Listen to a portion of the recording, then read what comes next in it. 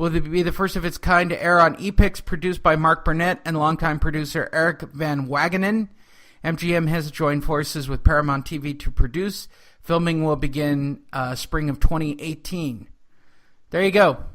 That's all I'm going to say about it, because we got to detach ourselves from Roach. Roach to boxing is like Hillary Clinton to the Democratic Party, Lee. Dead serious. We got to detach ourselves already. When are you going to start saying America first after that statement? Roach. So secretly you believe they should be building a wall? Secretly, I believe, no, I don't give a damn about that wall. Racist? I know what that wall's about. You racist. I ain't racist on nothing. Ain't that wall ain't you stopping can't, shit. Look, don't you understand that if you're against Hillary, you're a racist? I'm not against Hillary. I said we need to detach ourselves from her, like Roach needs to be detached from the boxing. Lee, at a certain point, you got to let it go, right? She tried twice, failed twice. You got to let it go. And that's the same with Roach. You're over here talking about you don't understand. Freddie Roach is not a criminal like Hillary. Lee. Oh, well, I don't care about all that. I was just putting it into why it's the same, Lee. They both need to go away. It's time. Look it, and I'm going to tell you why Freddie Roach needs to go away. We don't understand him no more. We haven't understood him in years. When he gets nervous, something takes over. Parkinson's, we know what it is, takes over. Starts and twitching. Freddie has issues translating his directions over, right? Violently twitching and stuttering. I've been keeping it real with this issue Freddie's had for a while, for years now. I thought every time I watch a Manny Pacquiao fight, he's really not doing anything anymore. So why are we putting him on TV? Now we're going to put a microphone in front of him for, a half an hour, an hour? What are these shows? What are they going to be? How much TV time does he have to fill? Because I'm telling you, some of it, you might have to put subtitles at the bottom. Hello? We got to move on. Freddie, at some point, Freddie just needs to relax. He just needs to move on. And that's all I'm saying there. But yeah, this show, Andre Ward, is he a right guy for the job too, Lee? Right? Does Andre seem like he has the character to carry a show? I don't really know. Giving instructions about a fighter during a fight is totally different. That man does that art. He knows that craft. But to have the character of running a show, I don't know if that's Andre Ward. So the show looks kind of bleak going in. I'm going to tell you right now, I don't expect it to be successful. That was a lot, Andrew.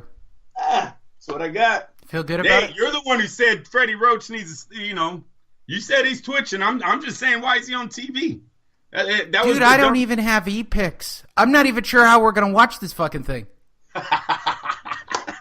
I'm going to have to illegally download this series, which more than likely will be some fucked up featherweight or lightweight division that I don't give a shit about the fighters anyway. If they were smart, they'd do heavyweights. If they were smart, but they're not.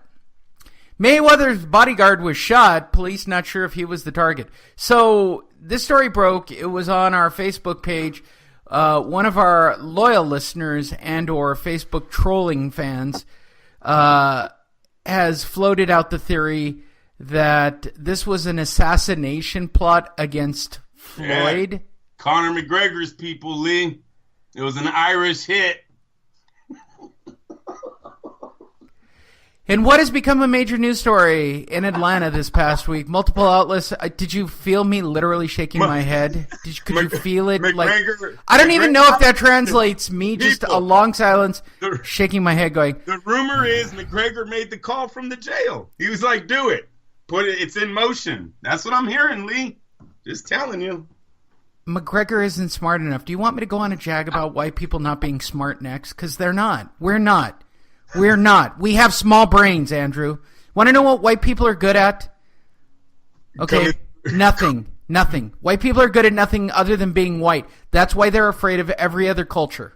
Oh, will you stop? They run the whole world. Stop it. Yeah, because we bought everybody as slaves, and we can't seem to get it back. As hard as we try, we've been incarcerating black people in America for quite a while, and we're losing the battle, Andrew. We as white people are losing. It's a fear of black America.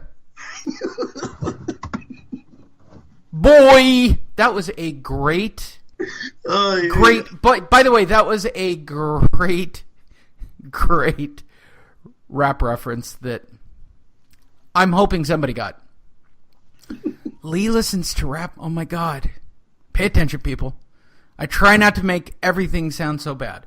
Mayweather's bodyguard was shot. In what has become a major news story in Atlanta, multiple outlets are reporting the former 5-division world champion Floyd Mayweather and his entourage were driving in 3 vehicles to the Buckhead Hotel. And when the vehicles pulled up at the establishment, another vehicle pulled up and started shooting. Several officers responded to the scene at the Intercontinental Buckhead, Atlanta at 3 a.m. on Monday. We believe that Mr. Mayweather may have been the one in the other vehicles in the caravan and was not injured. Atlanta police spokesman Donald Hanna, a white guy, confirmed to several outlets. And this time it appears that it was not a random shooting and that the shooters were targeting the vehicles. Told you. According to Atlanta police, all 3 of Mayweather's vehicles drove away and were followed temporarily by the shooter. Mayweather's bodyguard was driven to Grady Memorial Hospital, where he was treated for a gunshot wound to the leg. Typical white guys don't know how to shoot a fucking gun either. We are working to confirm the suspect vehicle description, Hannah said to the Atlanta Journal. As stated, Mayweather was not injured in the attack. Police have not ruled out the possibility that he was the actual target. Another vehicle pulled up beside them at the intersection of Peachtree Road and Highland Drive and fired several times at one of the other vehicles.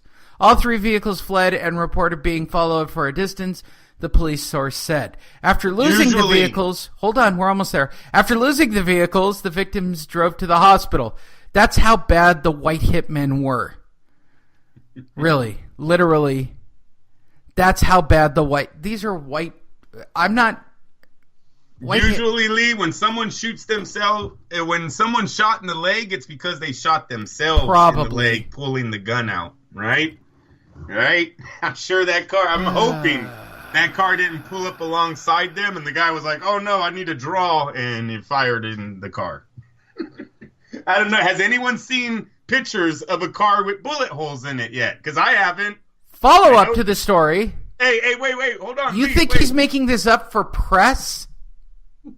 Oh, no, I think the guard shot himself. I think a car pulled up. He might have got nervous and thought he had to draw and pulled the trigger himself on his own leg. Listen, the only reason why I'm saying that is where's the pictures of this car that's riddled with bullets? Where is Adrian Broner, who is not Floyd Mayweather, gets shot up in Cincinnati? TMZ's got a photo of the SUV that night. People, think a little. I'm starting to say that, okay, so the bodyguard was identified as Greg LaRosa. And I got to be honest, I think I could take Greg LaRosa based on the photo. See? So he might have been carried. His security guard is really not tough. I just hope he didn't shoot himself, Lee. That'd be embarrassing. Police have openly confirmed that it was a target shooting, but they are still not sure why or who or what, and probably they're not going to, and I'm going to tell you why, people, because a black guy was shot at. Stop. Lee. You know what, Andrew? I'm titling the show Black Lives Matter. Unite, my brothers, unite. Gosh. Is Black the guy that Lives got Matter. shot? Is his bodyguard? What was he? He sounds LaRosa does not sound as African American descent. What did you say, Mickey, about black people? It's a waste of life. Why would you say that black people are a waste of life, Mickey? That's terrible. Come on, don't start. Mickey, stop. Yeah, he's supposed to be in heaven, bro. I don't think he's supposed to be talking like that. Clearly. Have I offended every race yet? I'm just trying really hard. I mean, I'm going for the complete You sweep said we were today. doing good, and then we do this shit. Listen, man. Why is there a Cindy Lara not walking around after the fight? Listen, man, I got robbed, man. You wanted a bad guy. Dude, that would be so fucking funny. I would literally fall over watching the TV if that actually happened. Does your lady talk like Rosie Perez? Oh, that would be funny too. I never thought about that. Is there a Rosie Perez soundboard? Oh, that would be hilarious as well. Let's bring back our house band, Casbah, with Low Intensity Warfare, which they released in 1987. For our next segment, what is you know, if you put Rosie on the soundboard, she's big into boxing. You know this. She's got all the fights. So she might like you for that. She might like that. Hold on, we're rocking out to Genoa. Madman, 89. Go Speed Metal Japan. I have lost you, Lee. You are gone. I was talking. Look, you can't do things simultaneously on this show, I guess. I don't know. There's people listening to that Speed Metal going, what's Lee doing? Those are separators, people. We're on to our next segment. Our first featured story of the week. We have 2 featured stories of the week. This is featured story of the week number 1. Our featured story of the week is brought to you by LasVegasDiscount.net and Japanese thrash metal band Genoa with their hit The Madman from 1989. Take it, Genoa. Thank you. That was really shitty music. All right. Don't even get me started about the Japanese. Our featured story is 2 days later, and it is the tale of Anthony Joshua and Deontay Wilder, and they're bitching and whining about who's going to fight who. So as of Monday, talking about whining, Joshua to Wilder, stop whining, take the deal. According to IBF, IBO, WBA, WBO world champion Anthony Joshua, he's fully focused on a unification bout with WBC heavyweight champion Deontay Wilder. Last month, Joshua and Wilder both fought, and they both got big crowds. Well, here's what Joshua had to say. I want the fight. There's no doubt about it. I've gone through a situation where to get the fight. I want to become the undisputed heavyweight champion of the world. I've got my hands on 4 world titles in 21 fights. And he was very vocal about wanting the fight before because my objective was to accumulate every single title. Now I've done that. Wilder's my 100% attention. I've waited for an offer so we're about to make an offer to Wilder's team. A very good offer that should create a lot of interest and hopefully should stop a lot of people from talking and whining so he can step up. That was on Monday. What happened next, Andrew? Well, Anthony had more to say on Monday. That's what happened. He further went on. I think we can eat together and put a great show at... Did he really say that? We can eat together and put on a great show at Wembley? Somewhere in the UK? This has got to be a saying misprint. It's all business, Lee. It's all business right now. I think... Okay, let's start with Monday. Joshua's saying all the right stuff on Monday, right? Yep. All right. And look at what Wilder says on Monday. Look at his coach. We have no problems. Right. It seems like this fight should get on made. Monday, everything's great, right? We don't have an ego. It's all about getting the fight done. We've agreed to fight in the UK. We've agreed to the 60-40 split. Whatever they want to do. Tuesday comes, and now we have a rejection. Right. Team Wilder right out of the gate. That's not enough. According to a report, Eddie Hearn offered a flat fee of $12.5 to the WBC champion, to which it was a take it. Wilder said, Shelley Finkel said, it was a take it or leave it offer, so we left it.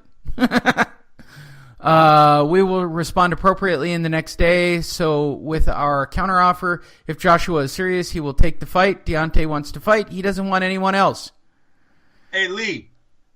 Yes. I got to speak on this one before we go any further. All right, because I'm tired of the internet and their bullshit over he deserves more. He doesn't deserve more. Okay. $12.5 million. Fighters don't come around every day. Deontay Wilder was a few punches away from never seeing $12.5 million in his last fight, you guys. Go watch round 7 of the Luis Ortiz bout if you don't know what I'm talking about. Okay? This guy made $2 million that night. $2 million. And he was offered $12.5 million for his very next fight. And you're telling me it was smart of him to give it up? He talks about his daughter that has medical issues and how he wants to make her future. $12.5 million does that. Okay? He talks about wanting to be the best heavyweight all time, right? Ali, I'm the new Ali. Ali don't have anything on me. Ali takes this fight. And he doesn't talk about money. Ali has about 4 signature fights in his career. You have none in 40. You people are, some of you guys, I don't know if you're just young on these chat rooms or naive, but there's been a few fighters that have passed money up like this that never get this opportunity again because they lose their very next fight. The one fight that I always bring up is Sugar Shane Mosley, Felix Trinidad. He was offered $15 million to fight Felix Trinidad by Don King, and Mosley